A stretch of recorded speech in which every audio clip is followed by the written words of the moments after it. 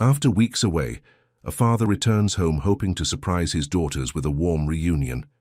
But in the midst of a storm, he finds the girls huddled together and soaked in the garden, abandoned by their own mother. What he does next shocks everyone in the mansion. If this story interested you, don't forget to subscribe to our channel and tell us what city you're watching us from. We'll keep going. The rain hammered against the windshield of Michael Thompson's black BMW as he navigated the winding roads of Greenwich, Connecticut. Lightning illuminated the manicured lawns and grand estates that lined his route home, each flash revealing a landscape that spoke of old money and established success. After 3 grueling weeks in Tokyo, closing the biggest deal of his career, all Michael wanted was to hold his 8-year-old twin daughters, Emma and Sophie, and share the good news with his wife, Victoria. The pharmaceutical company he'd built from nothing had just secured a partnership that would revolutionize treatment for rare childhood diseases. The irony wasn't lost on him, that his success stemmed from his desire to help children like his own daughters, ensuring they'd never want for anything. As he turned into the familiar circular driveway of their colonial mansion, Michael smiled at the thought of surprising his family 2 days early. The house stood dark against the storm, which struck him as odd. Victoria usually kept the front lights on, and at 7 in the evening, there should have been warm yellow glows emanating from the kitchen and living room windows. Perhaps they were at dinner with friends, or maybe the power had gone out. Connecticut storms could be fierce in September. Michael parked under the covered portico and grabbed his briefcase and carry-on bag. The rain had intensified, creating a symphony of water against stone and metal. As he fumbled for his keys, a sound caught his attention above the storm's roar. It was faint at first, almost indistinguishable from the wind, but as he strained to listen, his blood ran cold. Crying. Children crying. The sound seemed to come from the side yard, near the ancient oak tree that had been Emma's favorite climbing spot since she could walk. Michael dropped his bags and ran toward the sound, his Italian leather shoes slipping on the wet flagstone path. What he saw when he rounded the corner would haunt him for the rest of his life. Huddled beneath the sprawling branches of the oak tree, soaked to the bone and shivering uncontrollably, were Emma and Sophie. Their matching pink pajamas clung to their small frames, and their blonde hair hung in wet tangles around their pale faces. They looked up at him with eyes that held a terror no child should ever experience. "Daddy!" Emma's voice broke as she stumbled toward him, Sophie close behind. They crashed into his arms with desperate force, their tiny bodies racked with sobs that seemed to come from somewhere deep and primal. "My God, what are you doing out here?" Michael gathered them close, his heart racing as he felt how cold they were, how their lips had taken on a bluish tint. "Where's Mommy? Where's Mrs. Rodriguez?" Mrs. Rodriguez was their housekeeper and nanny, a woman who'd been with the family since the twins were toddlers. She lived in the guest house and would never leave the children unattended. "Mommy locked us out," Sophie whispered, her voice barely audible above the storm. "She said we were bad, but we don't know what we did wrong." "She told us to wait here until you came home," Emma added, her small hands clutching at Michael's soaked shirt. "We've been waiting so long, Daddy. We're so cold and hungry." Michael's mind reeled as he tried to process what his daughters were telling him. Victoria had locked them outside, in a storm. The woman he'd married, the mother of his children, had done this. "How long have you been out here?" he asked gently, scooping Sophie into one arm while keeping Emma close with the other. "3 sleeps, Emma said matter-of-factly, the casual way she delivered this devastating information, making it somehow worse. "We drank rainwater from the leaves and we found some berries by the fence.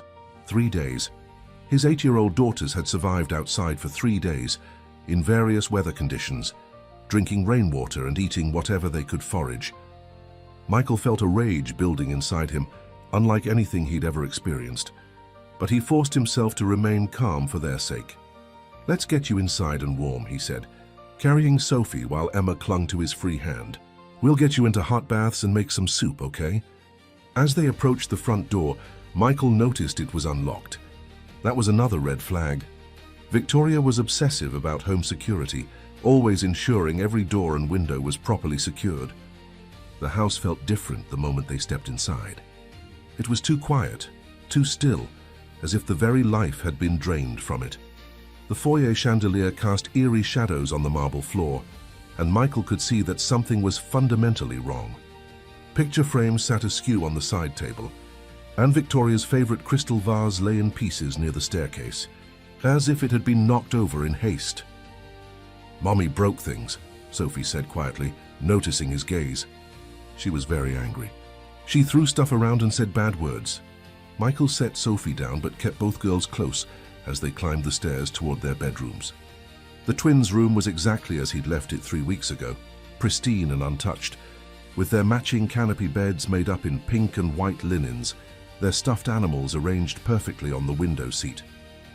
It was as if this room existed in a protective bubble, separate from whatever chaos had consumed the rest of the house. But when Michael glanced toward the master bedroom at the end of the hall, his stomach dropped. The door stood wide open, revealing a space that looked like it had been ransacked. He could see drawers pulled out, their contents scattered, and the walk-in closet door hanging open to reveal empty hangers swaying slightly in the air conditioning. "You girls wait here," he said, settling them on Emma's bed. "I'm going to run your bath water, and then I need to make a phone call, okay? Don't leave this room." "Are you going away again?" Sophie asked, her voice small and frightened. "No, sweetheart. Daddy's not going anywhere. I'm staying right here with you." Michael's hands shook as he turned on the bath taps, testing the water temperature repeatedly to ensure it was perfect. His daughters needed warmth, food, and safety, but questions hammered at his brain with increasing urgency. Where was Victoria? Why had Mrs. Rodriguez allowed this to happen? What had driven his wife to abandon their children in such a cruel manner? As the bathtub filled, Michael pulled out his cell phone and dialed Mrs. Rodriguez's number. It went straight to voicemail, her familiar voice cheerfully asking callers to leave a message. He tried 3 more times with the same result. "Mrs. Rodriguez isn't answering," he told the girls as he helped them out of their soiled pajamas. The sight of their thin frames, marked with small scratches from their outdoor ordeal, made his chest tighten with protective fury. "Mommy sent her away," Emma said, as she sank into the warm water with a sigh of relief. "She said we didn't need her anymore, that we were big enough to take care of ourselves." "When did Mommy send her away?" Michael asked, trying to keep his voice steady as he shampooed Sophie's tangled hair. "The same day she locked us out," Sophie replied. "Mrs. Rodriguez cried when she left. She tried to take us with her, but Mommy wouldn't let her." Michael's heart broke a little more with each revelation. Maria Rodriguez had been like a grandmother to his daughters, and the thought of her being forced to abandon them against her will added another layer to this incomprehensible nightmare. After the girls were clean and dressed in fresh pajamas, Michael tucked them into Emma's bed together, knowing they'd need the comfort of each other's presence. He made them each a bowl of chicken soup from the pantry, watching as they ate with the desperate hunger of children who'd been surviving on berries and rainwater. "Daddy," Emma said between spoonfuls, "is Mommy coming back?"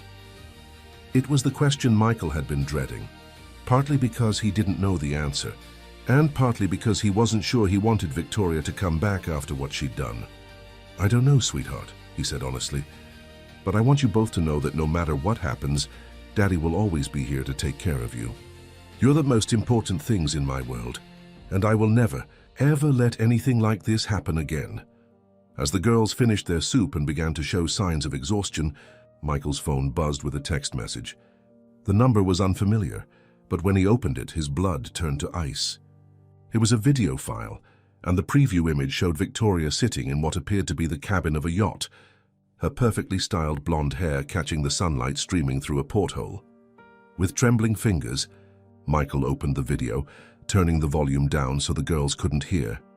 Victoria's face filled the screen, but she looked different somehow, harder, colder than the woman he'd married 8 years ago. "Hello, Michael," her recorded voice said with a smile that held no warmth. "If you're watching this, then you've found our dear daughters. I do hope they survived their little camping adventure." Michael's grip tightened on the phone as Victoria continued speaking, her tone casual, almost conversational, as if she were discussing the weather, rather than the abandonment of 2 innocent children. "I suppose you're wondering why I left them outside like unwanted pets. The truth is, darling, I never wanted children in the first place. Every moment of motherhood has been a performance for your benefit, and frankly, I'm tired of pretending." The video continued, and with each word, Michael felt his world crumbling around him. This wasn't the woman he'd fallen in love with. the woman who'd held his hand during every prenatal appointment, who'd cried tears of joy when the twins were born. This was a stranger wearing his wife's face, speaking with his wife's voice, destroying his family with surgical precision.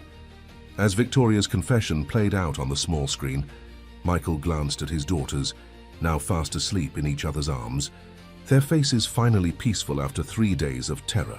Whatever had happened to his marriage, whatever had driven Victoria to this unthinkable act, his priority was clear. Emma and Sophie needed him now more than ever, and he would move heaven and earth to protect them and help them heal from this trauma. But first, he needed to understand exactly what he was dealing with. The video was still playing, and Victoria had more revelations that would shake the very foundation of everything Michael thought he knew about his life. Michael stepped into the hallway, closing the bedroom door quietly behind him. His daughters were finally safe and sleeping, but his hands continued to shake as he held the phone. Victoria's image on the screen seemed to mock him.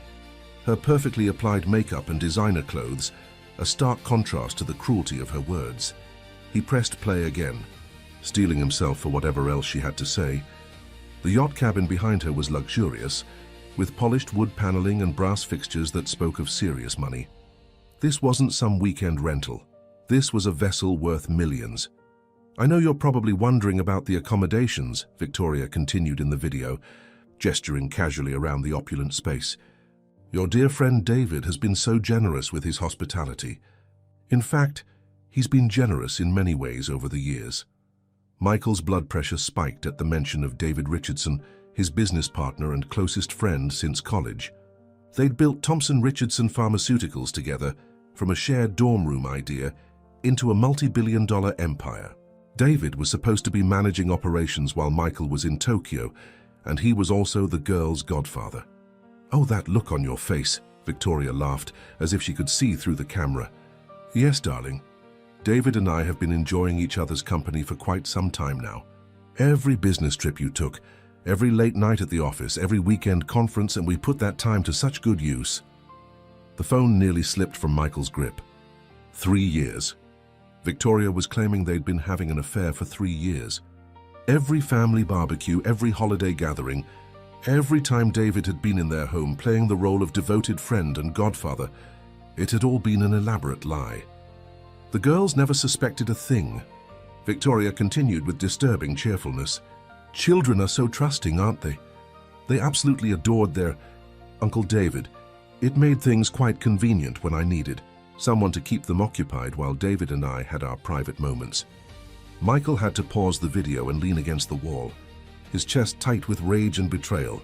The sacred spaces of his home, his marriage, his friendship, all of it had been violated while he worked tirelessly to provide for his family.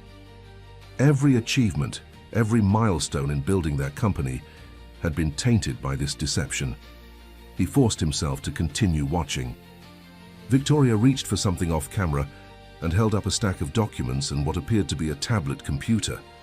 "Now about our financial arrangements," she said, her tone becoming more businesslike. "I've taken the liberty of liquidating several accounts.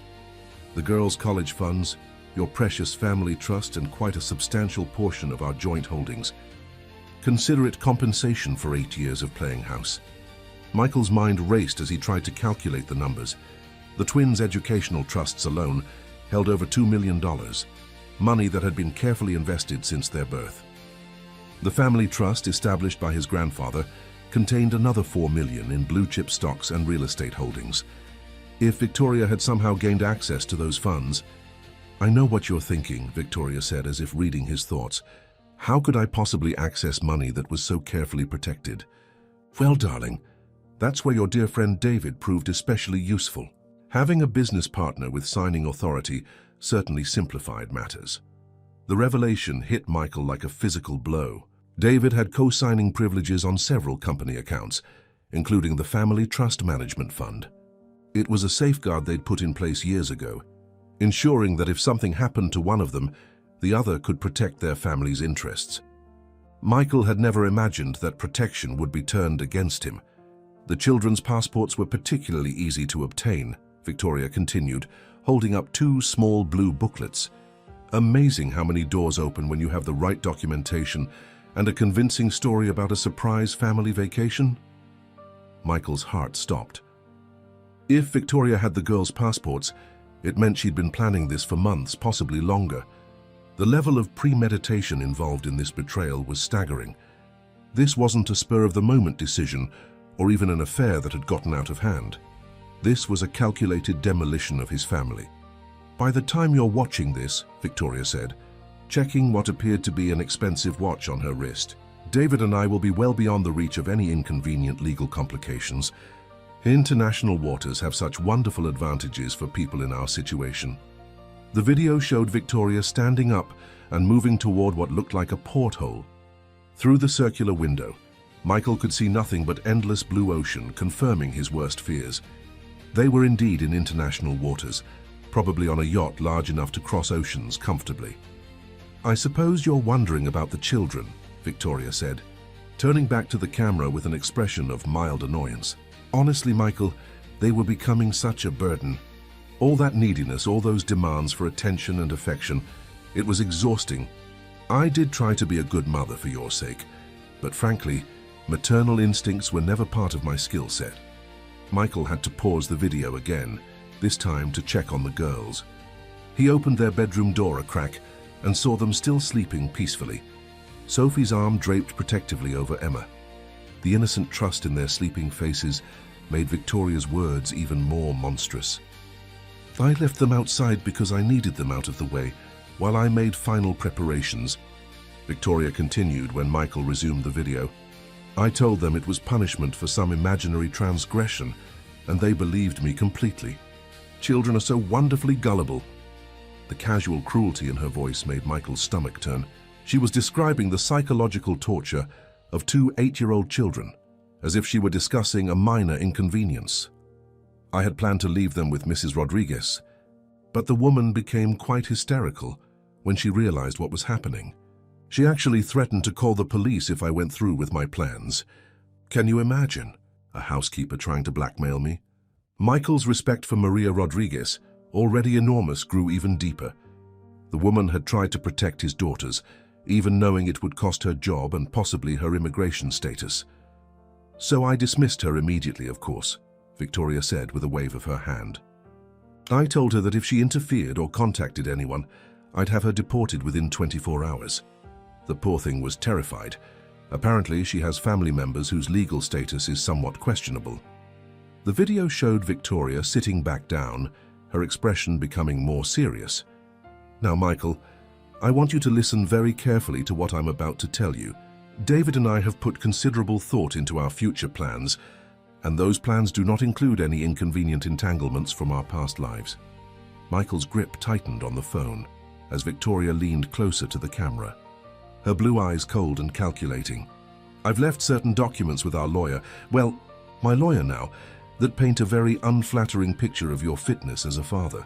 There are allegations of emotional abuse, neglect, and abandonment. If you attempt to pursue us or interfere with our new life in any way, those documents will be filed with the appropriate authorities." The threat was clear, and Michael realized that Victoria and David had been planning this systematic destruction for much longer than he'd imagined.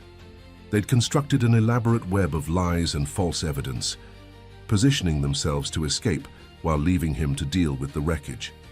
"The children will be better off without me anyway," Victoria said, her voice taking on a mockingly sympathetic tone. "I was never cut out for motherhood, and they deserve better than a mother who resents their very existence. Consider this my gift to them and to you." As the video neared its end, Victoria stood up again, smoothing down her designer dress. "Oh, and Michael, don't bother trying to trace this transmission. We're using equipment that's quite beyond the reach of conventional tracking methods. David was always so clever with technology." She paused at the cabin door, turning back to the camera with a smile that held no warmth whatsoever. "Take good care of our daughters, darling. They're your responsibility now, completely and forever." The video ended abruptly, leaving Michael staring at a black screen in the quiet hallway of his home. The silence felt oppressive after Victoria's devastating revelations, broken only by the sound of rain still pattering against the windows and the gentle breathing of his sleeping daughters. Michael sank down onto the hallway bench, his mind struggling to process the magnitude of what had just been revealed. His wife of 8 years was gone, along with his best friend and business partner. They'd stolen millions of dollars, destroyed his family, and abandoned 2 innocent children. But perhaps most devastating of all, they'd been planning this betrayal for years, laughing at his trust, while systematically dismantling everything he'd worked to build. He thought about all the times David had been in their home, all the family dinners and birthday celebrations, all the moments when Michael had confided his hopes and fears for his daughter's future. Every conversation, every shared meal, every expression of friendship had been a lie. The sound of movement from the girls' room brought Michael back to the present. He stood up quickly, wiping his eyes and composing himself before going to check on them. Emma was sitting up in bed, rubbing her eyes sleepily. "Daddy, is everything okay? I heard you talking." Michael sat down on the edge of the bed, reaching out to smooth Emma's still damp hair. "Everything's fine, sweetheart. Daddy was just making some phone calls. How are you feeling?" "Better," Emma said, though her voice was still small and uncertain. "My tummy doesn't hurt anymore and I'm warm now." "Good," Michael said, kissing her forehead. "You and Sophie sleep as long as you need to. When you wake up, we'll make pancakes and talk about what we're going to do next." As Emma settled back down next to her sister, Michael made a silent promise to himself and to his daughters. Whatever it took, however long it required, he would rebuild their lives and help them heal from this trauma. Victoria and David might have destroyed his trust and stolen his money, but they hadn't broken his spirit or his love for his children. Tomorrow would bring new challenges, but tonight his daughters were safe, warm, and loved. That was enough for now. Michael woke before dawn, having barely slept despite his exhaustion. Every time he'd closed his eyes, images of his daughters huddled under the oak tree in the rain haunted him. He'd spent the night in the chair beside their bed, watching over them and trying to make sense of the catastrophe his life had become. The first priority was confirming the extent of the financial damage.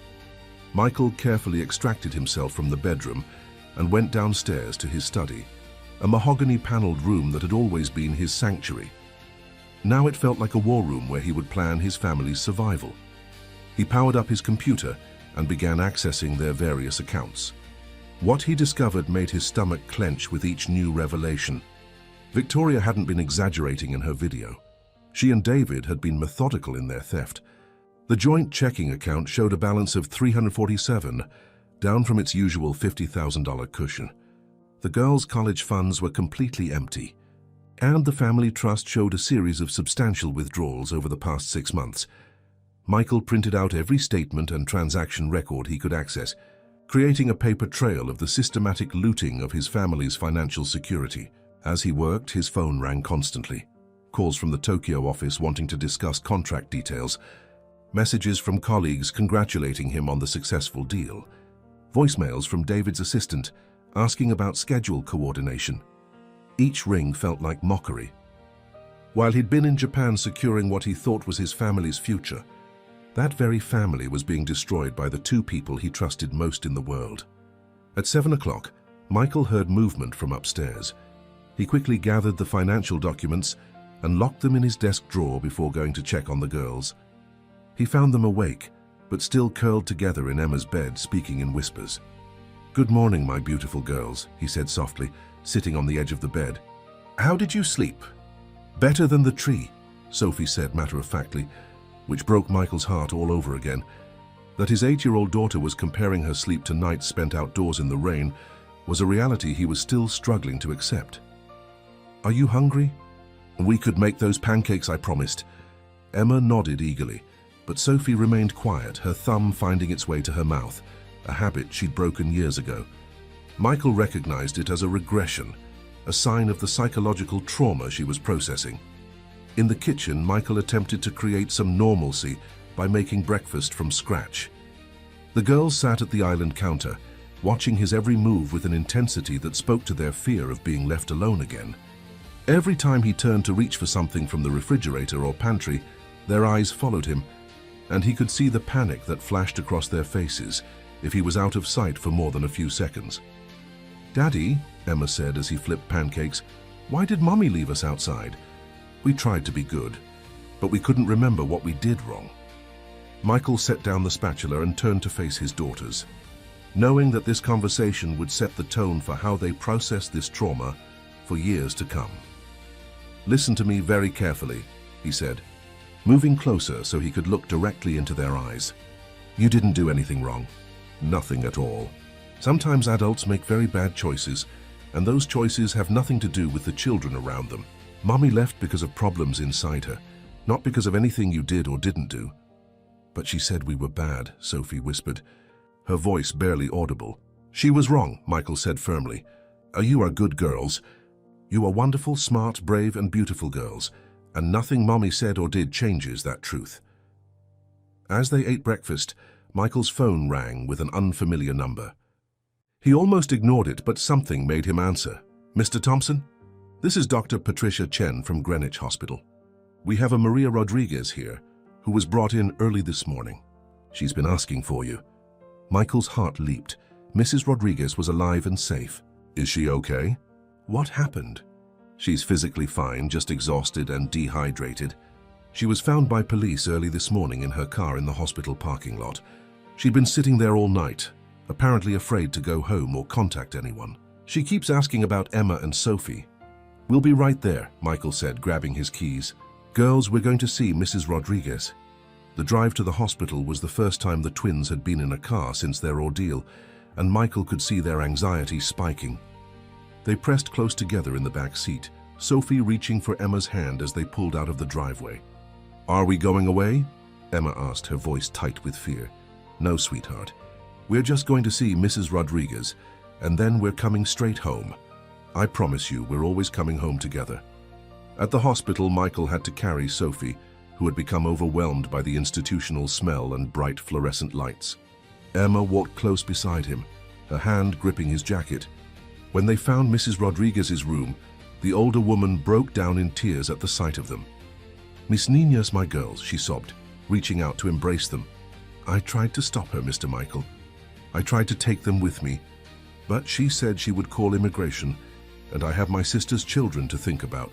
"Maria, you don't need to explain anything," Michael said, feeling a profound gratitude toward this woman who had risked everything to try to protect his daughters. "You did nothing wrong."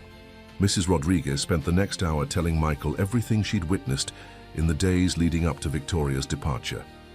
How Victoria had been making mysterious phone calls in Spanish, thinking Maria wouldn't understand. How she'd caught Victoria photographing important documents and family heirlooms. How Victoria had become increasingly irritated with the children, snapping at them for normal childhood behavior. She kept getting deliveries, Mrs. Rodriguez said. Big boxes, like someone was moving. But she made me stay away when they came. And Mr. David, he was here more and more, always when you were traveling. They would send the girls to their room and talk in whispers. Each detail added another piece to the puzzle of betrayal that Michael was trying to solve. Victoria and David hadn't just stolen his money and destroyed his family. They'd turned his own home into a staging ground for their deception. After leaving the hospital, with Mrs. Rodriguez promising to return to work as soon as she was discharged, Michael drove to the offices of his attorney, James Morrison.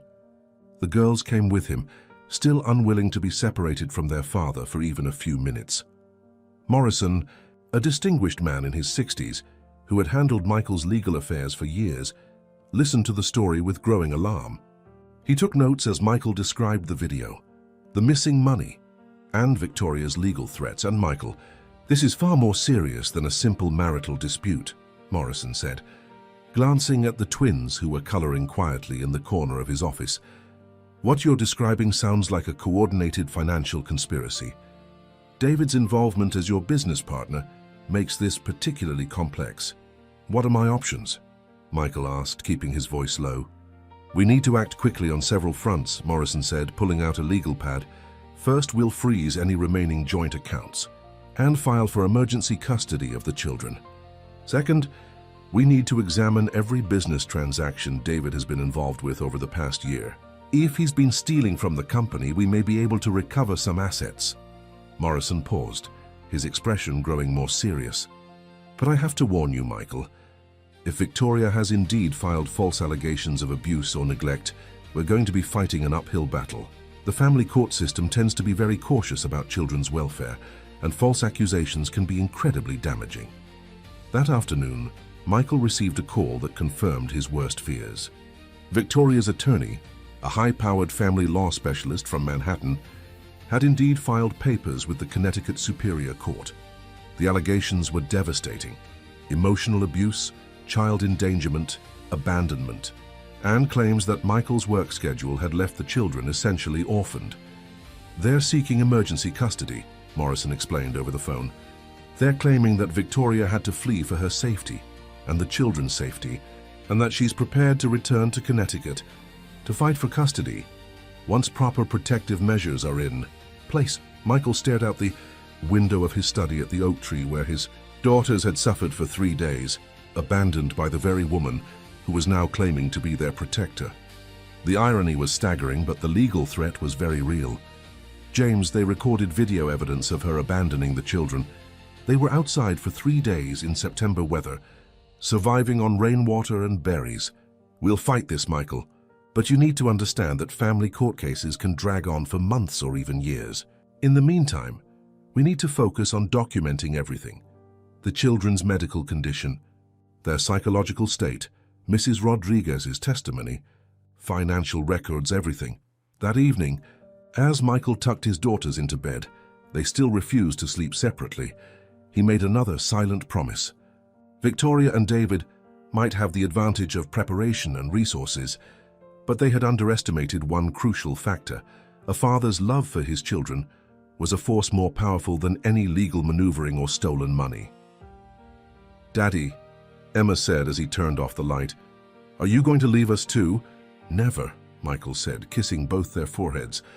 "I will never ever leave you. We're going to get through this together, and we're going to be okay." As he closed their bedroom door, Michael knew that the real battle was just beginning. But looking at his daughters' faces, seeing their trust despite everything they'd endured, he felt a strength he didn't know he possessed. Victoria and David had taken his money, his marriage, and his faith in human nature, but they had not broken his family. If anything, they had revealed what truly mattered. The weeks that followed blurred together in a haze of legal meetings, doctor's appointments, and careful reconstruction of daily life. Michael had transformed his home office into a command center, with whiteboards tracking court dates, financial recovery efforts, and most importantly, his daughter's emotional progress. Dr. Sarah Mitchell, the child psychologist James Morrison had recommended, became a regular presence in their lives. A warm woman in her 40s with an infectious smile, she specialized in childhood trauma and had extensive experience with cases involving parental abandonment. "The girls are showing classic signs of attachment disruption," Dr. Mitchell explained to Michael during one of their sessions. "The fact that their mother deliberately caused them to feel unsafe in their own home has created a profound trust issue. They need to feel secure before they can begin processing what happened." Michael watched through the observation window as Dr. Mitchell worked with Emma and Sophie in her play therapy room. Emma was more verbal about her feelings, asking direct questions about why their mother had left and whether it was somehow their fault. Sophie, however, had retreated into selective mutism, speaking only to Emma and occasionally to Michael in whispers. "Sophie's silence is her way of maintaining control," Dr. Mitchell continued. "If she doesn't speak to new people, she doesn't risk being hurt by them. It's actually a very intelligent coping mechanism for an 8-year-old. What worried Michael most was Sophie's relationship with food. She would only eat meals that he prepared himself, and only if Emma ate first. Dr. Mitchell explained that this was another control mechanism. Sophie was making sure the food was safe by watching her sister. "How long will this last?" Michael asked, his heart breaking as he watched Sophie push away the sandwich Mrs. Rodriguez had lovingly prepared. "Every child is different," Dr. Mitchell said gently. "But with consistent care, patience, and the kind of devoted attention you're providing, most children begin to show improvement within 3 to 6 months. The key is predictability and safety." Michael had already made the most important changes to ensure that safety. He'd stepped back from day-to-day operations at Thompson Richardson Pharmaceuticals, delegating management to his senior team while he focused on his daughters.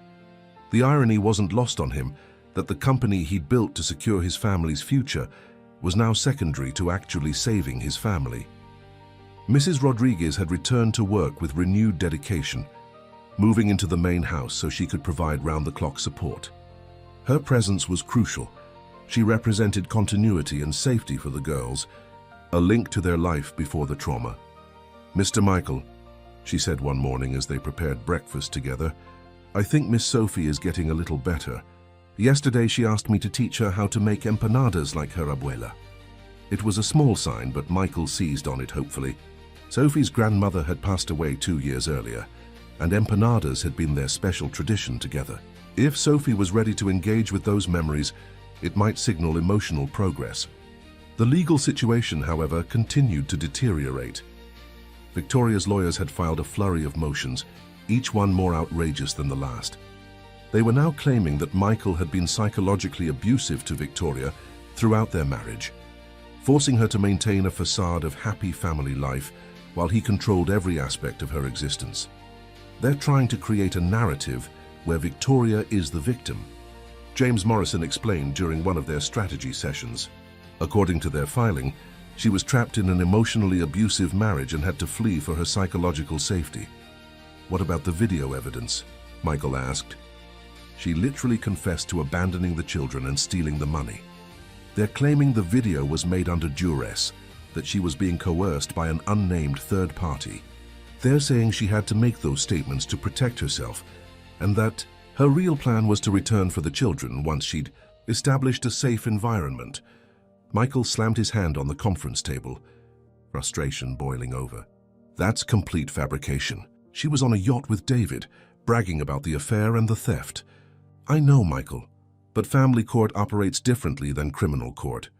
The burden of proof is different, and judges are trained to err on the side of caution when it comes to children's welfare. Victoria's team is very experienced at exploiting those tendencies." The most disturbing development came when Victoria's lawyers submitted what they claimed were DNA test results, questioning Michael's paternity of the twins. The documents, bearing official laboratory letterheads, suggested that Michael was not the biological father of either Emma or Sophie. "This is impossible," Michael told Morrison, staring at the lab reports in disbelief. "I was present at their conception, their birth, everything. They look exactly like my mother did at their age. The tests could be falsified," Morrison said carefully, "but we'll need to conduct our own independent testing to prove that. In the meantime, these documents will complicate our custody case significantly." That evening, Michael sat with Dr. Mitchell, discussing how to handle the DNA testing with the girls. The idea of subjecting them to more medical procedures when they were already struggling felt like another violation, but legally it was necessary. "We can make it as non-invasive as possible," Dr. Mitchell suggested.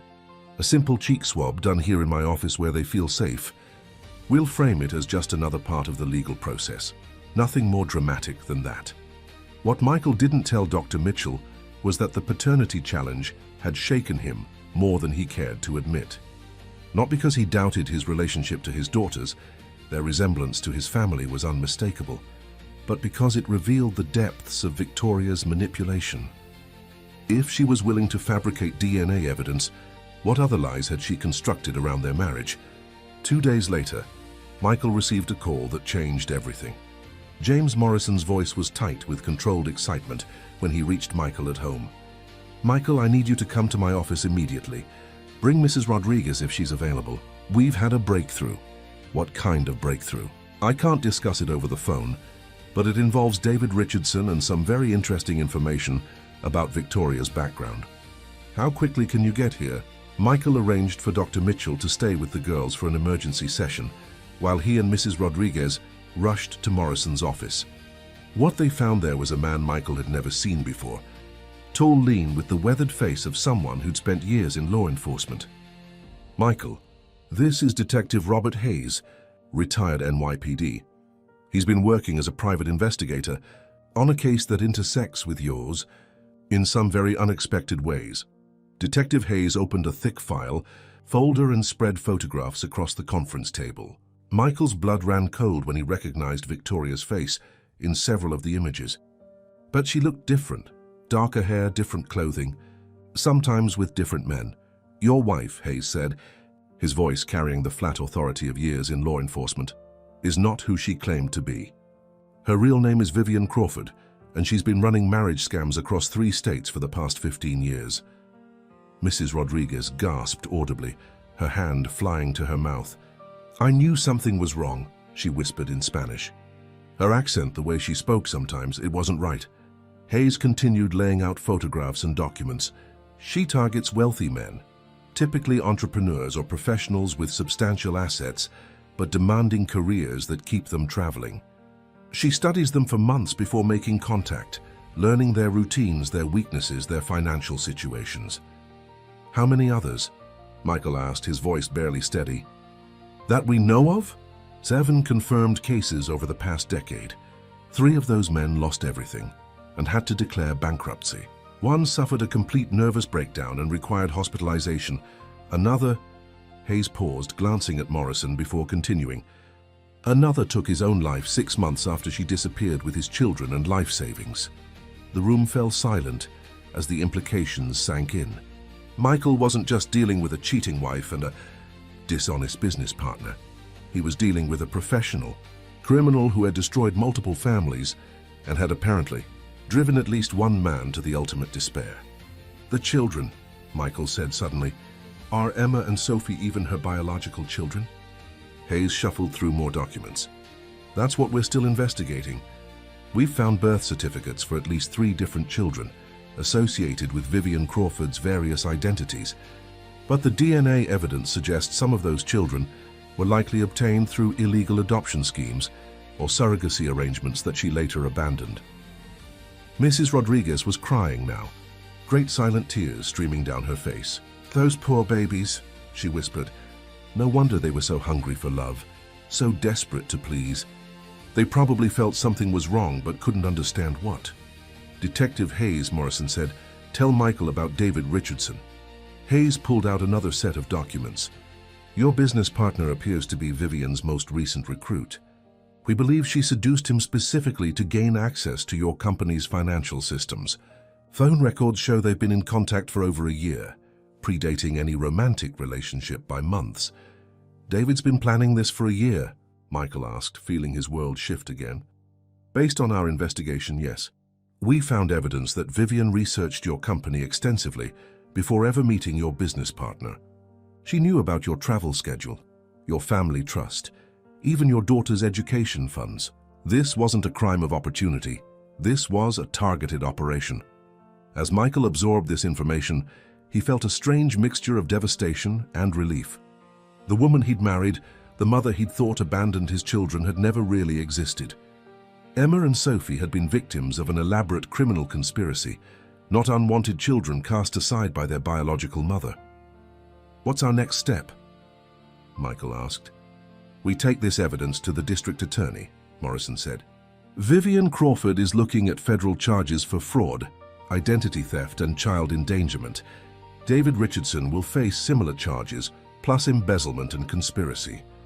The custody case becomes significantly simpler when the person claiming parental rights is a documented criminal using a false identity." For the first time in weeks, Michael felt something approaching hope. The legal battle wasn't over, but now he had powerful weapons to fight back. More importantly, he had answers to give his daughters about why their world had been turned upside down. It wasn't because they were unlovable or because they'd done something wrong. It was because they'd been targeted by a predator who saw them only as tools to exploit their father. As he drove home to Emma and Sophie, Michael realized that while this revelation explained the deliberate cruelty they'd experienced, it also meant their healing could begin from a place of truth rather than confusion. They hadn't been abandoned by a mother who couldn't love them. They'd been victimized by a criminal who was incapable of love for anyone. Michael sat in his car outside Dr. Mitchell's office for several minutes, trying to process the magnitude of what he'd just learned. Detective Hayes had given him a thick folder containing evidence of Vivian Crawford's criminal history, and each page revealed new layers of deception and manipulation that made his stomach turn.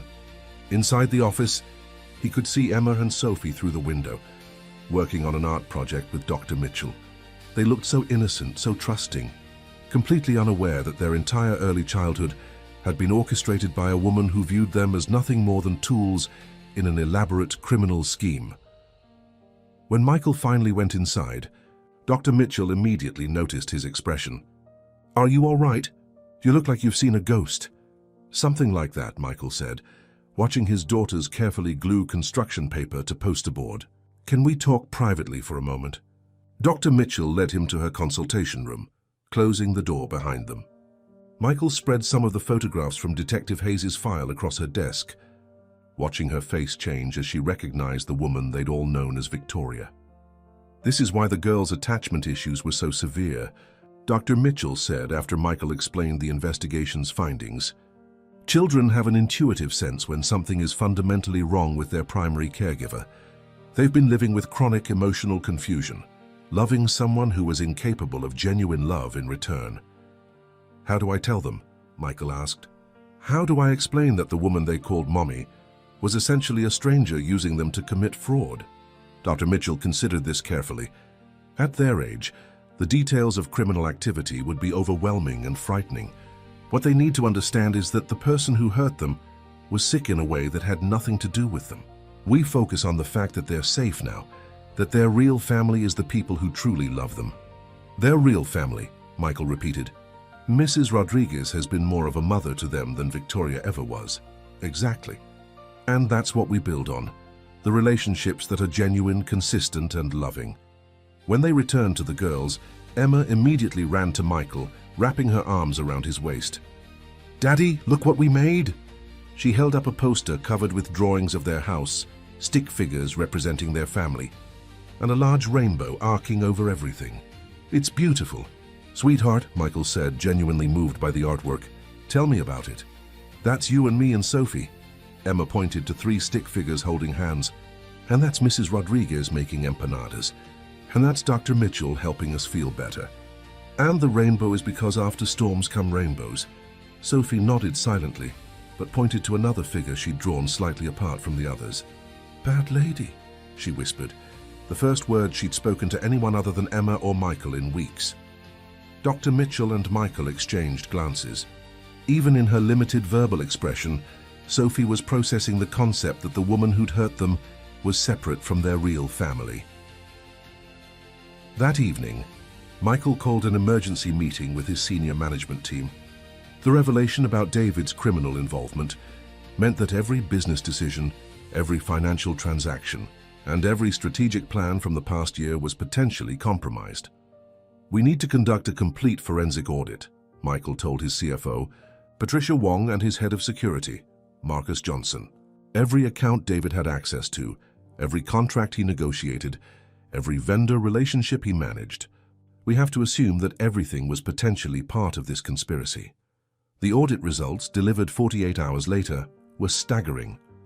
David had systematically siphoned nearly $3 million from various company accounts over the past 18 months, using a complex web of shell companies and false invoices. He'd also sold confidential research data to competitors, potentially costing the company tens of millions in lost competitive advantage. "The good news," Patricia Wong reported, "is that most of the stolen funds are traceable.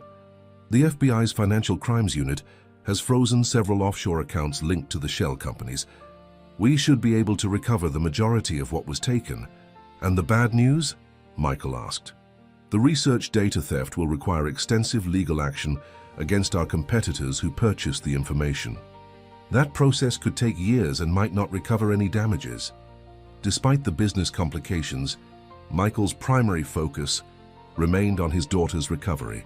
Dr. Mitchell had suggested maintaining as normal a routine as possible, while gradually introducing new experiences that would help rebuild their confidence and trust.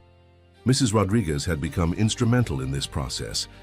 Her warm maternal presence provided the stability the girls desperately needed, and her cooking had become a bridge for Sophie's relationship with food. Each day, Sophie became a little more willing to try new dishes, especially if she helped prepare them herself. "Cooking gives her a sense of control," Dr. Mitchell explained. "She can see every ingredient, participate in every step, and make choices about what she eats. It's therapeutic." Emma, meanwhile, had begun expressing herself through art with remarkable intensity. Her drawings evolved from simple family portraits to complex scenes depicting her emotions and experiences.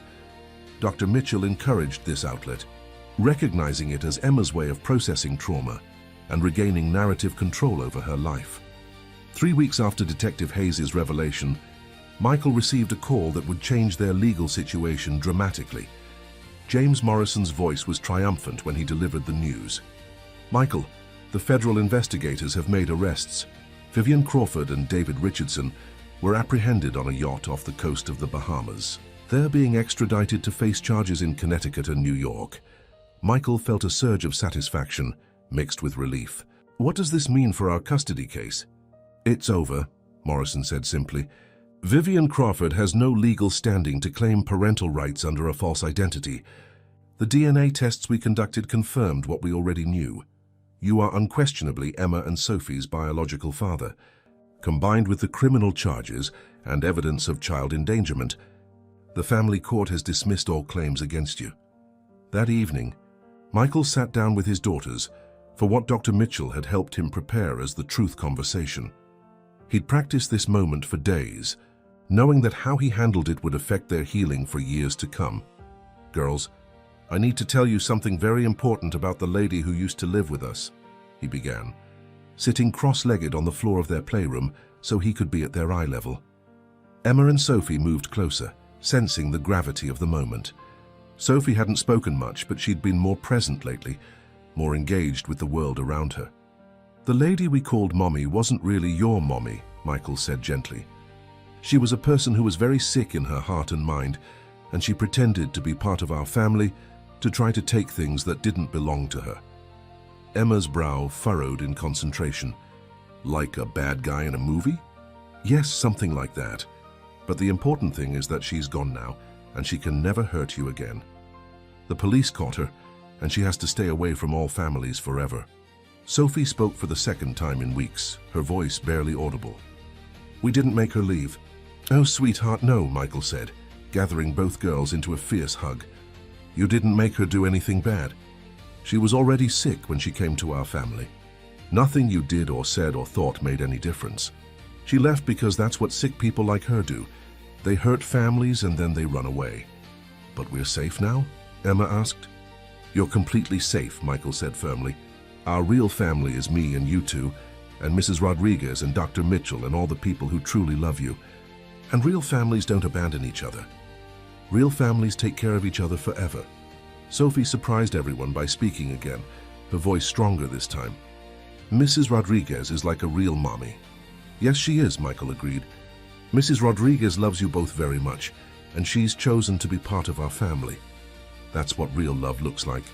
It's a choice people make every day to stay and care for each other." That night, for the first time since the ordeal began, both girls asked to sleep in their own beds in their own room. Michael sat in the hallway outside their door, listening to their whispered conversations and feeling cautiously optimistic about their progress. Emma's voice drifted through the partially open door. "Sophie, do you think we're going to be okay?" Sophie's response was clearer than she'd spoken in months. "Yes, because Daddy loves us for real, and Mrs. Rodriguez loves us for real, and real love doesn't go away." Michael wiped tears from his eyes, overwhelmed by his daughter's wisdom and resilience. Despite everything they'd endured, despite the calculated cruelty they'd experienced, these remarkable little girls were finding their way back to trust and hope. The legal nightmare was ending. The financial situation was being resolved, and most importantly, his daughters were healing.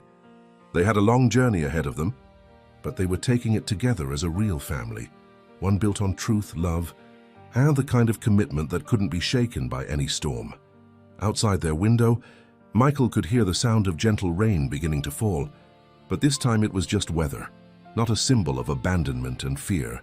This time they were all safe inside, warm and loved and together. 6 months had passed since that terrible September night when Michael found his daughters under the oak tree.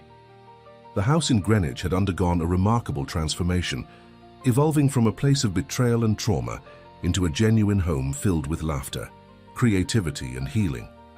Mrs. Rodriguez had officially moved into the main house, taking over the master suite, while Michael relocated to a smaller bedroom closer to the girls.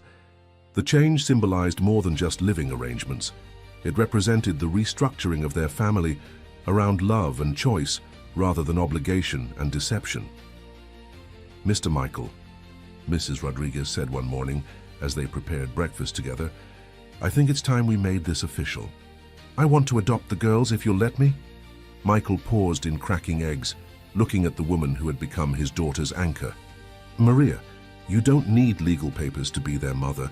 You already are. But I want them to know it's forever," she said firmly. "I want them to understand that I chose them, that this isn't just a job or temporary arrangement. These are my daughters now, in my heart and in law." The conversation about adoption had been building for weeks. Emma and Sophie had begun calling Mrs. Rodriguez Mama Maria, a title that emerged naturally from their play and stuck with surprising permanence. Dr. Mitchell had encouraged this development, explaining that children's ability to form new attachment bonds was one of their greatest strengths. Emma had blossomed into a remarkably expressive artist. Her bedroom walls were now covered with paintings and drawings that chronicled her emotional journey from darkness to light. The local art teacher, Ms. Jennifer Walsh, had begun visiting weekly to work with Emma on more advanced techniques. "She has genuine talent," Ms. Walsh told Michael after one of their sessions. "But more than that, she has something to say through her art. These pieces tell a story of resilience that could inspire other children who've faced trauma." Sophie's recovery had been different but equally remarkable. Her relationship with food had gradually normalized, and she discovered a passion for cooking that went beyond mere survival. She spent hours in the kitchen with Mrs. Rodriguez, learning traditional Puerto Rican recipes and experimenting with her own creations. "Cooking is Sophie's language now," Dr. Mitchell observed during one of their family sessions. "She's communicating love, control, and creativity through food. It's a powerful form of healing expression." The biggest surprise came when Sophie asked if she could cook for the homeless shelter downtown. Michael had volunteered there occasionally before his marriage to Victoria, but he'd stopped when his business travel increased. Sophie's request rekindled his interest in community service, but this time as a family activity. "Why do you want to cook for people at the shelter?" Michael asked his daughter one evening as she planned menus in her notebook. Sophie considered the question seriously, her 8-year-old face showing wisdom beyond her years. "Because we were hungry and scared and someone should have helped us. Now we can help other people who are hungry and scared." The simple profundity of her answer moved Michael to tears. His daughter had transformed her trauma into empathy, her suffering into service. It was perhaps the most beautiful thing he'd ever witnessed. The family began volunteering at St. Catherine's Shelter every Saturday morning. Emma brought art supplies to run craft activities with the children staying there, while Sophie worked alongside the kitchen staff preparing meals. Mrs. Rodriguez coordinated with the shelter's social workers to identify families who might benefit from their assistance. Michael found himself rediscovering his own sense of purpose through this work. The pharmaceutical company continued to thrive under his more balanced leadership style, but his priorities had fundamentally shifted. Success was no longer measured in profit margins or market share, but in his daughter's laughter, their growing confidence, and their ability to sleep peacefully through the night. Dr. Mitchell had gradually reduced their sessions from twice weekly to monthly check-ins, marking the girls' significant progress in processing their trauma. Both Emma and Sophie had developed healthy coping mechanisms and were showing remarkable resilience. "They're not just surviving," Dr. Mitchell told Michael during one of their consultations. "They're thriving. The stability you've provided, combined with Mrs. Rodriguez's maternal nurturing, has given them a foundation that's actually stronger than many children have who've never experienced trauma." The legal aftermath of Victoria and David's crimes had proceeded smoothly. Both had been convicted on multiple federal charges and sentenced to substantial prison terms. The company had recovered most of the stolen funds, and the family trust had been fully restored with additional security measures in place. More importantly, the DNA tests had conclusively established Michael's paternity and revealed something unexpected. The girls also carried genetic markers that suggested Mrs. Rodriguez's nephew, Carlos, who had lived with their family briefly years ago, might be their biological half-brother. It's possible that Victoria used a sperm donor with similar genetic background to yours Dr. Mitchell explained when the results came in. It would have been part of her long-term strategy to ensure the children looked like they could plausibly be your biological offspring. The revelation didn't change Michael's feelings about his daughters. They were his in every way that mattered, but it did provide another connection to Mrs. Rodriguez that felt like destiny rather than coincidence. Carlos, now 15 and living in Boston with his mother, had begun visiting on weekends. The instant bond he formed with Emma and Sophie was remarkable to witness. He was gentle with their trauma history, while also treating them like normal little sisters, striking exactly the right balance. Having Carlos around is perfect for them, Dr. Mitchell observed. He represents safety, family connection, and the possibility of normal sibling relationships. It's another piece of healthy family structure. One evening in March, as Michael was reading bedtime stories to the girls in their room, Sophie made an announcement that stopped him mid-sentence. "Daddy, I want to write a cookbook for kids who are sad," she said matter-of-factly, "with recipes that make people feel better, like Mama Maria's empanadas and the soup you made when we were cold." Emma immediately bounced with excitement. "And I could draw pictures for it, pictures of families cooking together and feeling happy." Michael looked at his daughters, Sophie with her serious expression and determination, Emma with her infectious enthusiasm and artistic vision, and felt his heart swell with pride. These remarkable children had taken their worst experiences and were transforming them into gifts for other children who might be suffering. "That sounds like a wonderful project," he said. "We could work on it together, all of us. Mama Maria could help with the recipes, Emma could create the illustrations, and I could help with the writing. And Carlos could test the recipes," Sophie added practically, "to make sure they taste good to kids." Over the following weeks, the cookbook project became a family obsession. Sophie developed simple, comforting recipes with funny names like Brave Bear Soup and Happy Heart Pancakes. Emma created whimsical illustrations that showed diverse families cooking together, always emphasizing warmth, safety, and love. Mrs. Rodriguez contributed traditional recipes with cultural significance, explaining the stories behind each dish and how food could connect people to their heritage and each other. Michael helped organize the content and reached out to Dr. Mitchell for guidance on incorporating therapeutic elements. "This project is itself therapeutic," Dr. Mitchell explained. "They're taking control of their narrative, creating something positive from their experience, and potentially helping other children. It's a perfect example of post-traumatic growth." The local newspaper got wind of the project and wanted to do a feature story. Michael was initially hesitant about publicity, but Emma and Sophie were excited about the possibility of reaching more children who might need comfort food and art therapy. "We want other kids to know they can feel better," Emma explained to the reporter, with the confidence of a child who had indeed felt better. "Even when really bad things happen, families can help you get happy again." Sophie nodded seriously and added, "And good food always helps. Food is like a hug on the inside." The article titled "From Trauma to Triumph: How Two Sisters Are Cooking Up Healing" ran on the front page of the Greenwich Times Sunday edition. The response was overwhelming.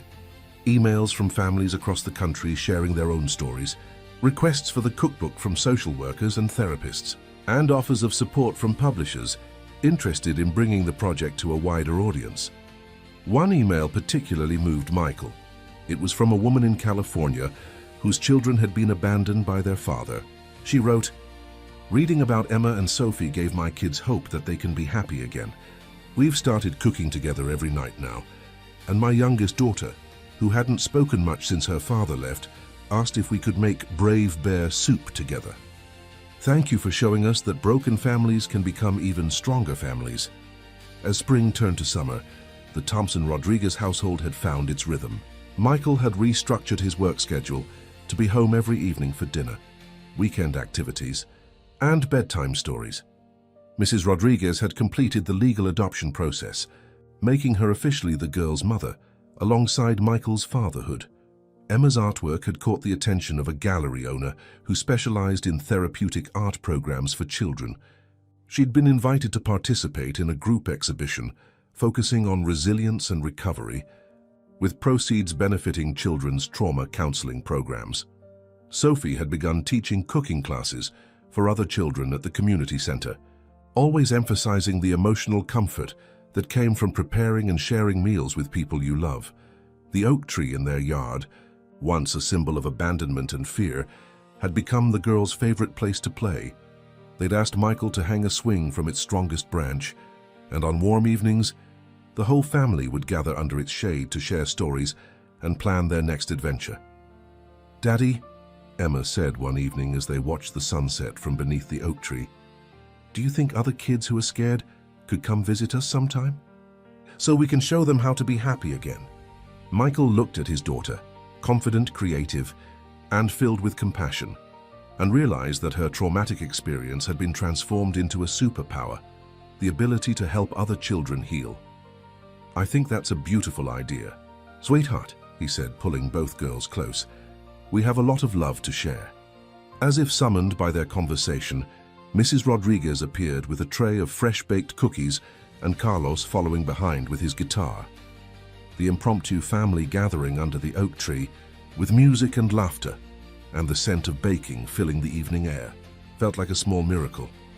The little girls who had once huddled under this tree in fear and confusion were now the heart of a thriving family that had chosen love over biology, service over self-pity, and hope over fear. The transformation was complete, but the story was just beginning. 3 years had passed since that stormy September night that changed everything. The Thompson-Rodriguez family had not only survived their ordeal, but had transformed it into a source of strength that rippled out into their community and beyond. Emma, now 11, had become a recognized young artist whose work was featured in therapy centers and children's hospitals across New England. Her paintings, vibrant with hope and resilience, carried titles like After the Storm and Finding Family. The local children's museum had commissioned a permanent installation of her work for their healing arts wing. "My paintings help kids understand that sad feelings don't last forever," Emma explained to a reporter during the museum's opening ceremony. "Even when really scary things happen, you can still find beautiful colors again." Sophie, also 11, had authored 2 children's cookbooks with major publishers. Sophie's Comfort Kitchen and Cooking with Love had become bestsellers in the therapeutic children's literature category. The recipes, designed to be simple enough for children to make with adult supervision, emphasized the emotional comfort that came from preparing and sharing food with loved ones. More remarkably, Sophie had begun speaking at conferences for social workers and child psychologists, sharing her insights about recovery and resilience. Her natural wisdom and matter-of-fact delivery made complex therapeutic concepts accessible to both professionals and families. "Food is how I learned to trust again," she told an audience of child welfare workers at a conference in Boston. "When you cook for someone, you're saying, 'I want to take care of you.' And when someone cooks for you, they're saying, 'You matter to me.' That's how families really work." Michael had restructured Thompson Pharmaceuticals to focus specifically on medications for childhood trauma and mental health disorders. The company's research had led to breakthrough treatments that were helping thousands of children worldwide. Every success in the lab felt personal now, connected to his own daughter's journey toward healing. Mrs. Rodriguez, now legally Maria Thompson Rodriguez, had completed her degree in early childhood development and opened a non-profit organization called Safe Harbor Families. The organization provided emergency housing, counseling, and support services for children who had experienced abandonment or family trauma. The old guest house on their property had been converted into the organization's headquarters, with additional support from Michael's company and donations from families whose lives had been touched by Emma and Sophie's story. Carlos, now 18 and preparing for college, had chosen to study social work with a specialization in family therapy. His experience helping his younger sisters heal had inspired his career path. He planned to work with families in crisis, bringing the same patience and understanding that had made such a difference in Emma and Sophie's recovery. "I learned from watching my sisters that healing isn't about forgetting what happened," Carlos reflected during his college application interview. "It's about choosing to build something beautiful from the broken pieces." The oak tree in their backyard had become the centerpiece of an annual event called Roots and Wings, where families touched by trauma gathered to share their stories of recovery and hope. Local mental health professionals offered free counseling. Children participated in art and cooking therapy workshops, and everyone shared a community meal prepared collectively under the spreading branches. Dr. Mitchell, who had remained an important part of their lives, often pointed to the Thompson-Rodriguez family as an example of post-traumatic growth at its finest. They didn't just overcome their trauma, she explained to other professionals. They used it as a foundation to build something stronger and more beautiful than what existed before. The legal aftermath of Victoria Crawford's crimes had extended far beyond their family. Her conviction had led to the discovery of an entire network of marriage fraud operations, resulting in the arrest of dozens of co-conspirators and the recovery of millions of dollars for victims across multiple states. David Richardson, after serving his sentence, had written letters of apology to Michael and the girls, expressing genuine remorse for his role in their suffering. Michael had chosen to forgive him, not for David's sake, but for his own family's peace of mind. Holding on to anger would have been like poison, Michael explained to his daughters when they asked about forgiveness. Forgiveness doesn't mean what he did was okay. It means we're not going to let his bad choices keep hurting us. On a warm September evening, exactly 3 years after their ordeal began, the family gathered under the oak tree for what had become their annual gratitude ceremony. Each family member shared something they were grateful for from the past year, and they lit candles to honor the journey that had brought them together. "I'm grateful that we learned love is a choice," Emma said, holding her candle carefully, "and that the people who choose to love us are our real family." Sophie nodded seriously and added, "I'm grateful that we can help other kids now, and that scary things don't stay scary forever when you have people who love you." Carlos smiled at his sisters and said, "I'm grateful that I got to be part of watching two of the bravest people I know turn their hurt into help for other people." Mrs. Rodriguez wiped tears from her eyes as she spoke.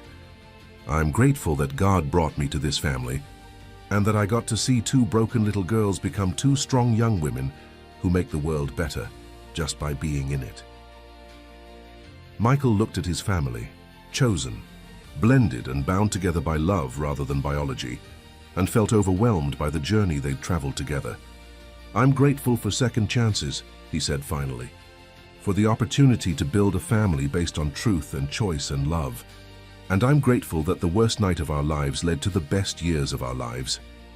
As they sat together under the stars, Emma pulled out a leather-bound journal that she'd been working on for months. "I want to read something I wrote," she announced. "Once upon a time, there were two little girls who thought they were lost forever. They were cold and scared, and didn't understand why someone who was supposed to love them had hurt them instead. But then their real daddy found them, and their real mama chose them, and their real brother helped them remember how to be happy. They learned that families aren't about who gives birth to you. Families are about who chooses to love you every single day, no matter what. And they lived not quite happily ever after, because real life has sad days too, but they lived bravely ever after, and loved ever after, and helped other people ever after." The end. The simple story, told in an 11-year-old's voice but carrying the wisdom of hard-won experience, perfectly captured their family's journey from tragedy to triumph. As the evening wound down and they began gathering the candles and blankets, Sophie made an announcement that surprised everyone. "I want to find the other kids," she said quietly, "the ones from the bad lady's other families.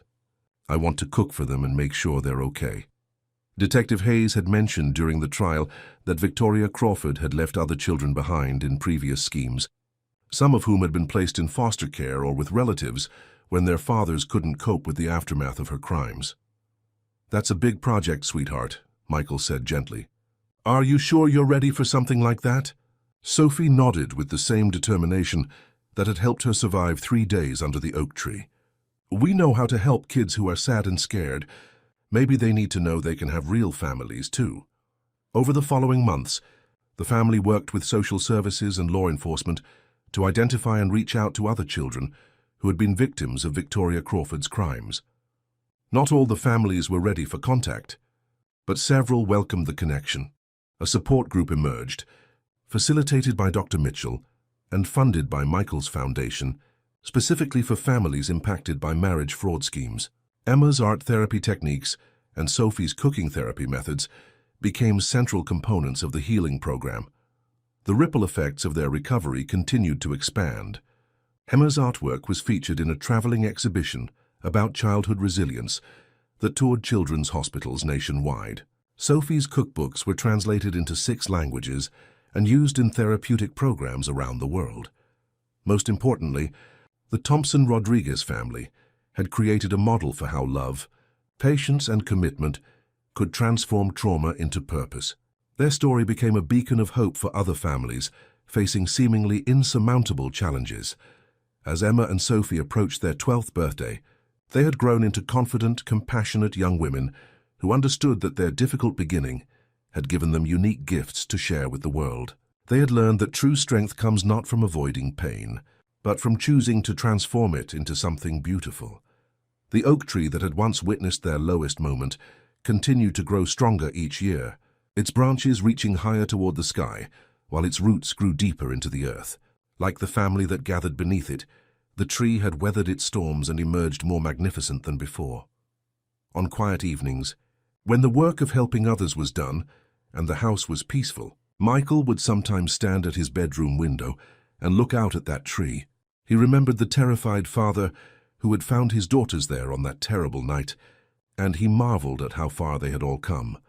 The man who had once built a pharmaceutical empire to secure his family's future had learned that real security came not from money or success, but from the unbreakable bonds of chosen love and shared purpose.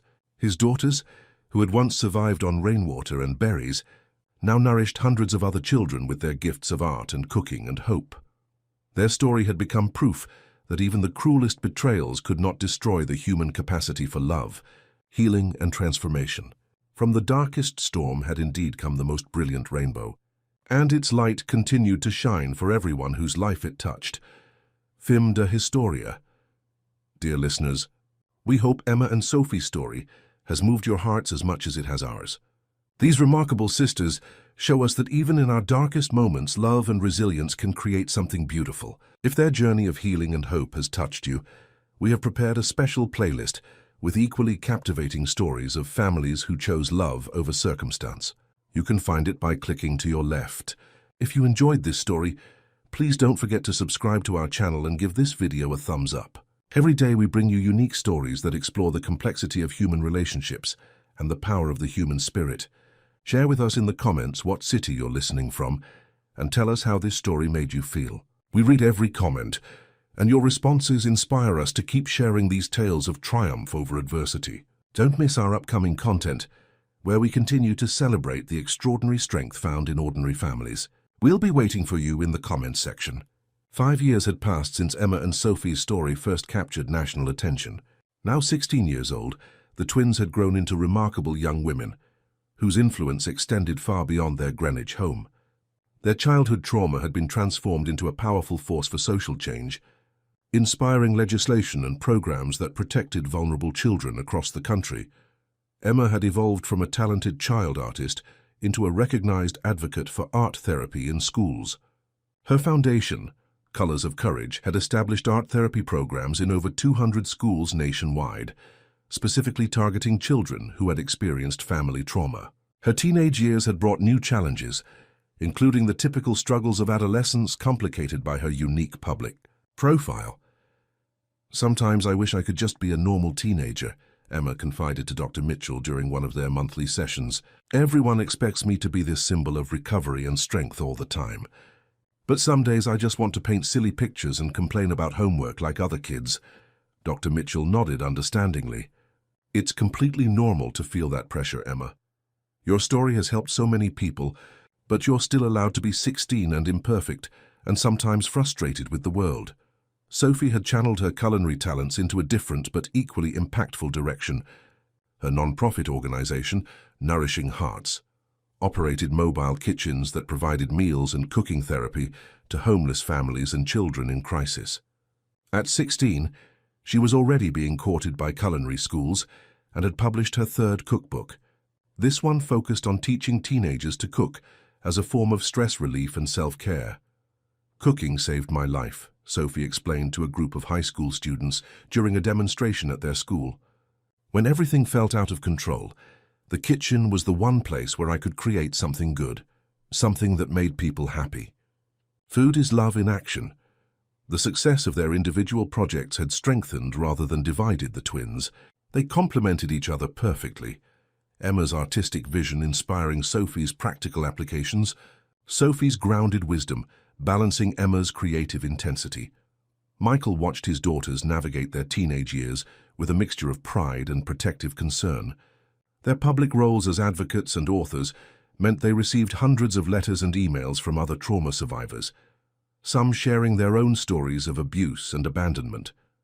The emotional weight of these communications sometimes overwhelmed the girls.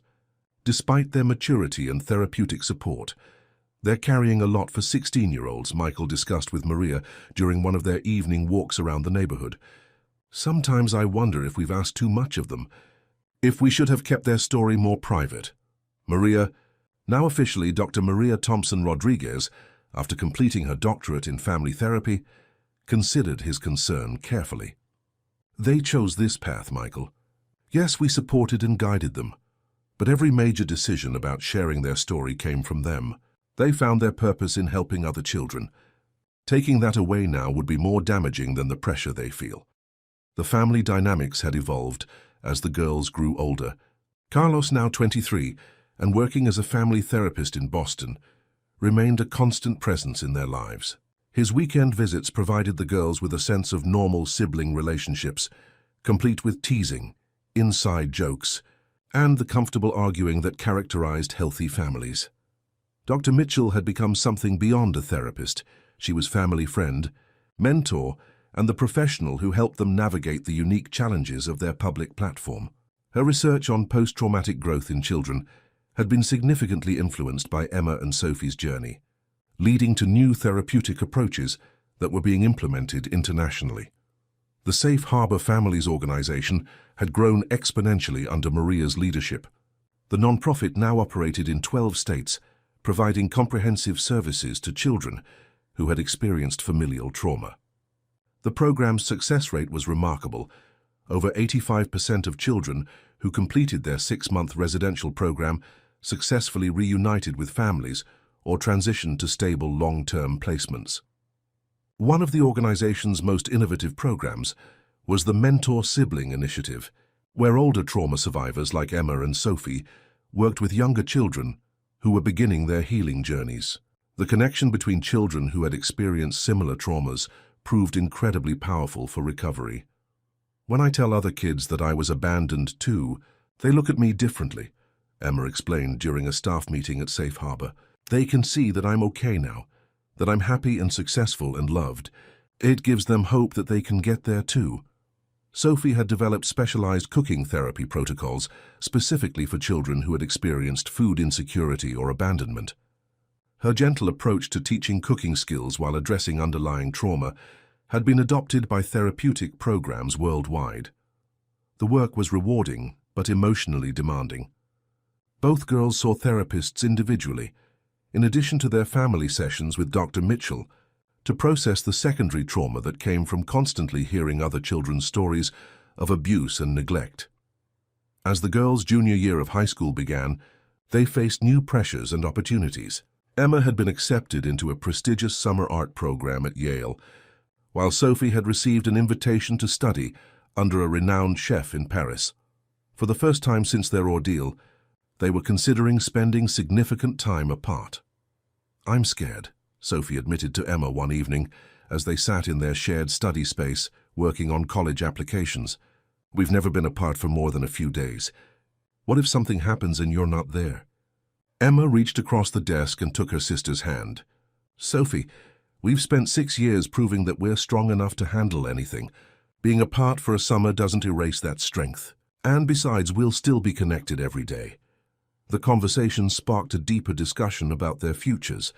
Both girls had been accepted to multiple universities, but they were struggling with whether to attend the same school or pursue separate paths for the first time in their lives.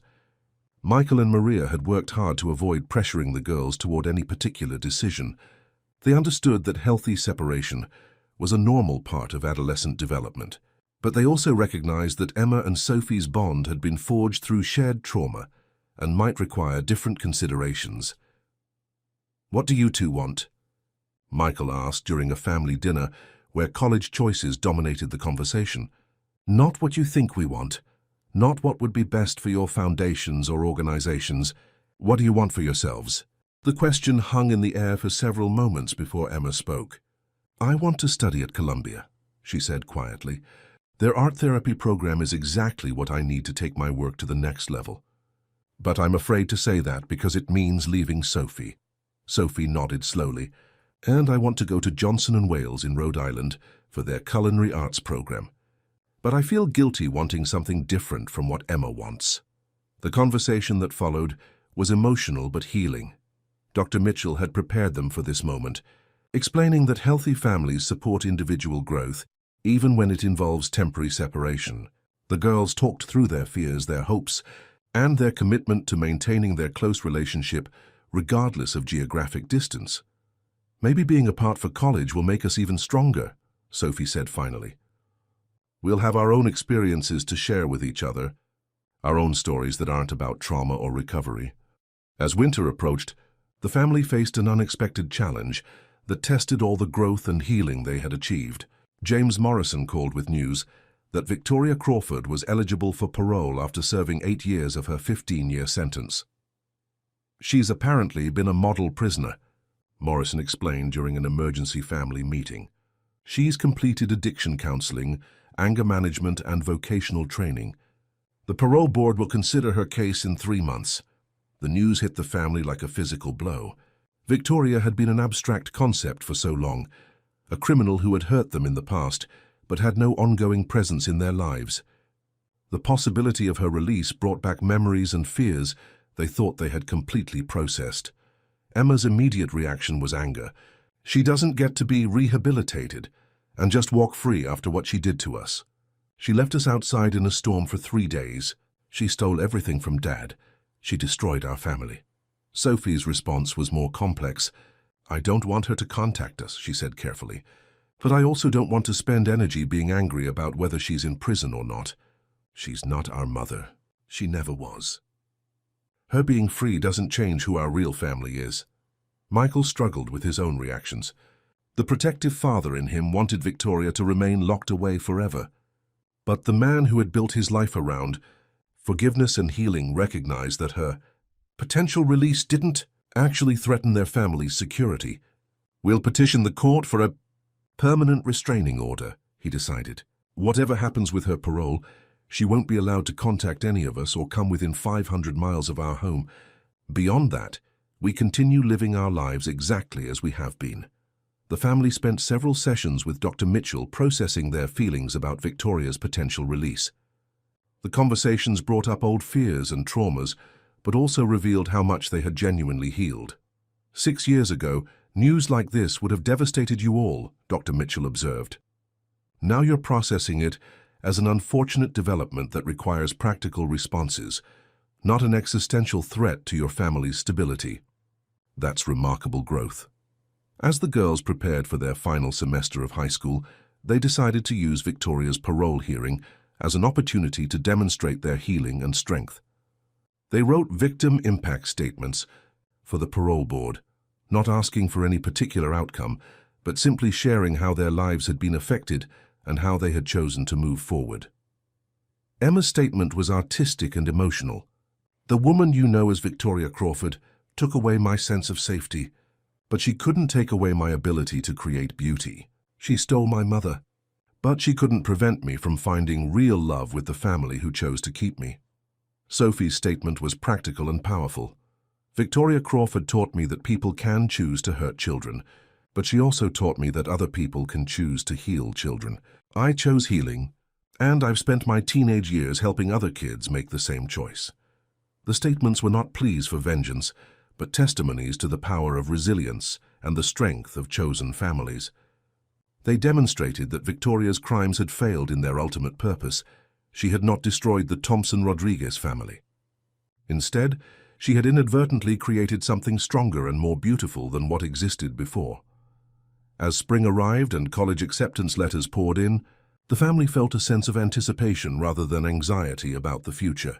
The girls had grown into confident young women who understood their own strength and purpose. Whatever Victoria's parole hearing brought, whatever challenges college might present, they were ready. The oak tree in their backyard had grown tall and magnificent, its branches providing shade for an entire corner of their property. Like the family that gathered beneath it, the tree had weathered storms and emerged stronger, its roots deep enough to support whatever winds might come.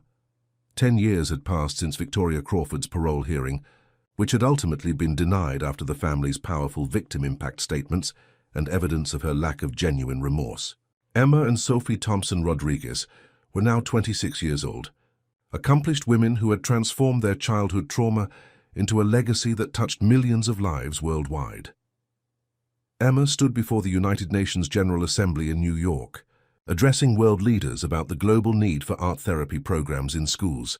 Her presentation, Healing Through Creation, Art as a Universal Language of Recovery, was being broadcast live to education ministers and child welfare officials in over 180 countries. "When I was 8 years old," Emma began, her voice steady and confident, before the international audience, "I learned that sometimes the people who are supposed to protect children choose to hurt them instead. But I also learned that one person's choice to love unconditionally can heal wounds that seemed impossibly deep." In the audience, Michael wiped tears from his eyes as he watched his daughter address some of the world's most powerful leaders. The scared little girl who had once huddled under an oak tree in the rain had grown into a woman whose voice could change policy and save lives on a global scale. Sophie was simultaneously making her own presentation via satellite from Paris, where she was launching the international headquarters of Nourishing Hearts. Her organization now operated in 47 countries, providing mobile kitchens and cooking therapy programs to displaced children and families affected by war, natural disasters, and poverty.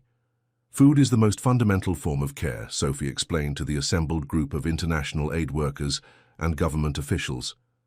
"When we teach children to cook, we teach them that they have the power to nourish themselves and others. We show them that they can create goodness even in the darkest circumstances." The simultaneous presentations were not coincidental. The sisters had planned this moment as a demonstration of how far their individual paths had taken them while maintaining their essential connection. Emma's artistic vision and Sophie's practical compassion had evolved into complementary forces for global change. Both women had graduated from their respective universities with highest honors.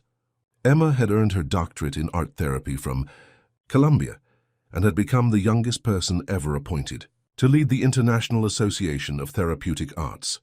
Sophie had graduated from culinary school and completed additional training in nutrition therapy and crisis counseling. Their personal lives had flourished alongside their professional achievements. Emma had married David Chen, a pediatric psychiatrist she met while volunteering at a children's hospital in Manhattan. Their wedding, held under the oak tree in Greenwich, had been a celebration of chosen family, with Maria officially walking Emma down the aisle and Dr. Mitchell performing the ceremony. Sophie had found love with Isabella Rodriguez, a social worker who shared her passion for helping displaced families. Their commitment ceremony, held in the gardens of Safe Harbor Family's headquarters, had been attended by hundreds of children and families whose lives had been touched by Sophie's work. Michael, now 58, had stepped back from active management of Thompson Pharmaceuticals to focus on the Thompson Rodriguez Foundation, which had become one of the largest private funders of childhood trauma research and treatment programs worldwide. His hair had gone completely silver, but his energy and dedication to protecting children had only intensified with age. Dr. Maria Thompson Rodriguez had been appointed to the President's Commission on Child Welfare, where she advised national policy on family preservation and trauma-informed care. Her research on post-traumatic growth in children had been translated into dozens of languages and was used in training programs for social workers and therapists globally. Carlos, now 33, had become the director of a residential treatment facility for adolescents with severe trauma histories. His gentle strength and understanding of sibling bonds made him uniquely effective at helping families heal together rather than apart. Dr. Mitchell, approaching retirement, had written the definitive textbook on family-centered trauma therapy, with the Thompson-Rodriguez family's journey serving as the central case study. Her work had revolutionized how mental health professionals approached childhood trauma, shifting from individual treatment to whole family healing models. On this particular day in October, as Emma addressed the UN and Sophie launched her international expansion, the family was also celebrating another milestone, the 20th anniversary of the night that changed everything. Rather than marking it as a day of trauma, they had transformed it into an annual celebration of resilience and renewal. The evening celebration took place, as always, under the oak tree that had witnessed their lowest moment and countless triumphs since. The gathering had grown over the years to include dozens of families from around the world who had been helped by the various organizations and programs the Thompson-Rodriguez family had created. Children who had once been homeless were now successful. Adults with families of their own, teenagers who had aged out of foster care, had found stability and purpose through the mentorship programs. Artists who had discovered their voices through Emma's programs now ran their own therapeutic studios. Chefs who had learned to cook in Sophie's mobile kitchens now fed their own communities with love and skill. 20 years ago tonight, Michael addressed the assembled crowd as the sun set behind the massive oak tree. My daughters learned that sometimes the world can be cruel and unfair, but they also began learning that love is stronger than cruelty, that healing is possible after the deepest wounds, and that broken things can be made more beautiful than they ever were before. Emma stepped forward, now carrying her 6-month-old daughter, Grace Maria Chen. This little one will grow up knowing that families are built on choice, not just biology. She'll know that trauma doesn't define us. How we respond to trauma defines us. Sophie, holding hands with Isabella, nodded in agreement. She'll also know that the best way to heal from hurt is to help other people heal from theirs. Every child we've been able to help has helped us too. The crowd included a special group that evening, 7 young adults who had been part of Victoria Crawford's other schemes, children who had been abandoned or traumatized by her criminal activities across different states and years. Through the detective work and advocacy of safe harbor families, these survivors had been identified, supported, and helped to heal. We call ourselves the Phoenix family, explained Marcus Williams, her 24-year-old who had been 4 when Victoria destroyed his father's life in Ohio. We rose from the ashes of what that woman did to us, and we found each other through Emma and Sophie's work. The Phoenix family had become a support network for all of Victoria's victims, providing peer counseling, advocacy, and proof that no matter how calculated the cruelty, survivors could find each other and thrive together. As the evening continued, Dr. Mitchell stood to share some news that brought the story full circle. I received a call this week from the Connecticut Department of Corrections, she announced. Victoria Crawford has been denied parole for the 3rd time, but more importantly, she'll be eligible for supervised release programs only if she completes a new therapeutic program designed to help narcissistic criminals develop genuine empathy and remorse. The news was met with thoughtful silence rather than celebration. The family had long since moved beyond needing Victoria to suffer for their own healing, but they recognized that her continued incarceration meant other families were protected from her predatory behavior. I hope she does learn empathy, Emma said quietly. Not for our sake, but for hers. Living without the ability to genuinely love other people must be the loneliest existence imaginable. Sophie nodded in agreement. The worst thing she did wasn't stealing money, or even abandoning us outside. The worst thing was that she never let herself experience real love. We've had 20 years of real love. She's had 20 years of nothing. As the celebration continued into the evening, with music and storytelling, and the sharing of meals prepared collectively, Michael reflected on the journey that had brought them to this moment. The scared, betrayed father who had found his daughters in the rain had evolved into a man whose family now spanned continents and included thousands of children who had found healing through their programs. The most remarkable transformation, however, was in Emma and Sophie themselves. The traumatized 8-year-olds who had survived on rainwater and berries had become women whose courage and compassion inspired global movements for child welfare and trauma recovery. Do you ever wonder what would have happened if Victoria had never come into our lives? Emma asked her father during a quiet moment as the celebration wound down. Michael considered the question carefully. I used to, he admitted.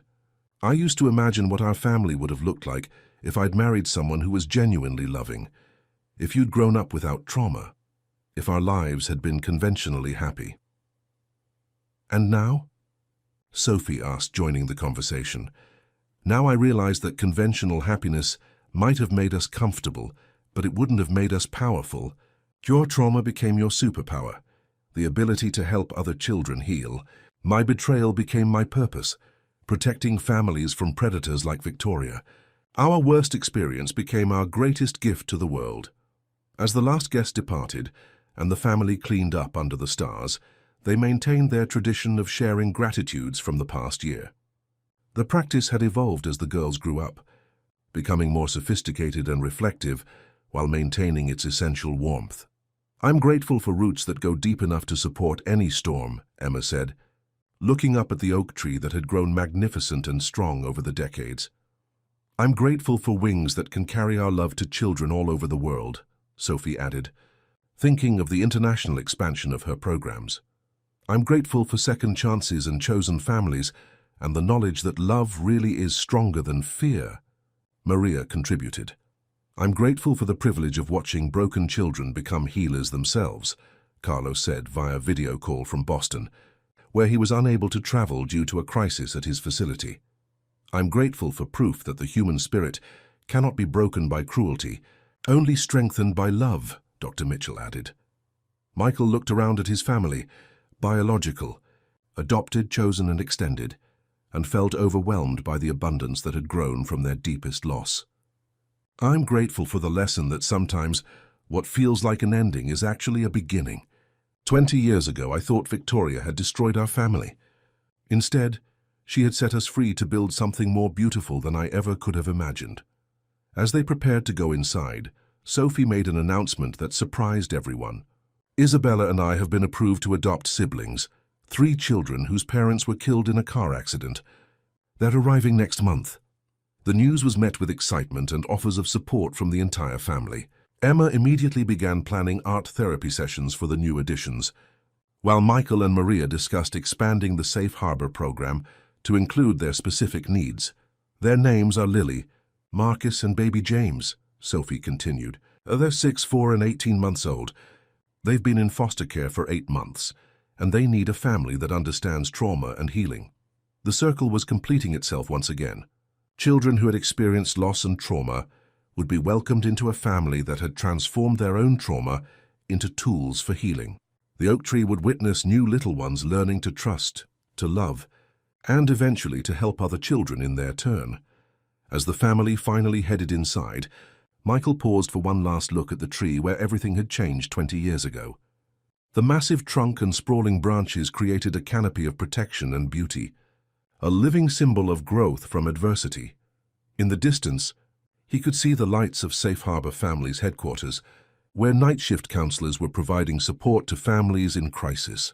Across the country and around the world, children were falling asleep in art therapy centers and mobile kitchens and family treatment facilities that existed because 2 little girls had survived a terrible night and chosen to transform their pain into purpose. The storm that had brought Emma and Sophie to that oak tree had indeed passed, and from it had grown not just one rainbow, but thousands, arcing across the globe, touching every continent, lighting the way for countless children to find their way home to love and safety and hope. The Thompson-Rodriguez family had proven that some stories have endings more beautiful than their beginnings, that some wounds heal stronger than unbroken skin, and that sometimes the cruelest betrayals become the foundation for the most extraordinary love. As Michael turned off the last light